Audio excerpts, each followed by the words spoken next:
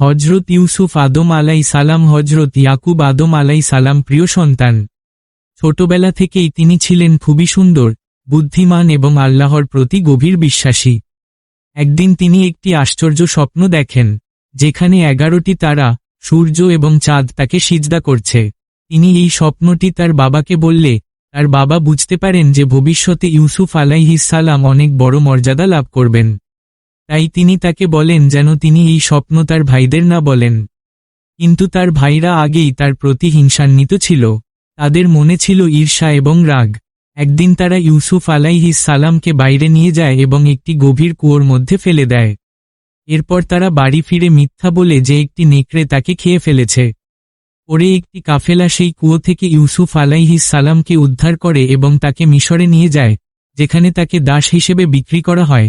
মিশরে তিনি একটি সম্মানিত ব্যক্তির ঘরে বড় হন এবং ধীরে ধীরে একজন সৎ ও চরিত্রবান যুবকে পরিণত হন। এরপর তিনি একটি বড় পরীক্ষার সম্মুখীন হন, যখন তার মালিকের স্ত্রী তাকে খারাপ কাজে প্রলুব্ধ করতে চায়। কিন্তু ইউসুফ আলাইহিসসালাম আল্লাহর ভয়ে তা দৃঢ়ভাবে প্রত্যাখ্যান করেন।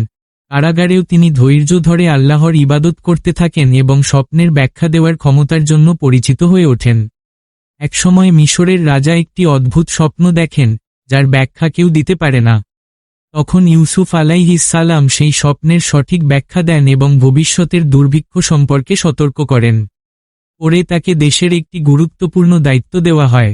বহু বছর পর যখন দুর্ভিক্ষ শুরু হয়, তখন তার ভাইরা খাদ্যের জন্য মিশরে আসে, কিন্তু তারা তাকে চিনতে পারে না। ইউসুফ আলাইহিসসালাম তাদের চিনতে পারেন, কিন্তু আচরণবিহীন করেন। পরে তিনি নিজের পরিচয় প্রকাশ করেন এবং তাদের সব ভুল ক্ষমা করে দেন। তার ভাইরা তখন লজ্জিত হয় এবং নিজেদের ভুল বুঝতে পারে। অবশেষে তিনি তার বাবা মায়ের সাথে পুনর্মিলিত হন এবং তার ছোটবেলার স্বপ্নটি বাস্তবে পরিণত হয়। সবাই তাকে সম্মান করে। এই কাহিনী আমাদের শেখায় ধৈর্য ধরা, আল্লাহর উপর ভরসা রাখা, সত্য পথে থাকা এবং ক্ষমা করা কতটা গুরুত্বপূর্ণ। কঠিন পরিস্থিতিতেও যদি মানুষ সৎ থাকে, তাহলে শেষ পর্যন্ত সে সফল হয়। এই শিক্ষা আমরা পাই ইউসুফ আলাইহিসসালামের জীবন থেকে।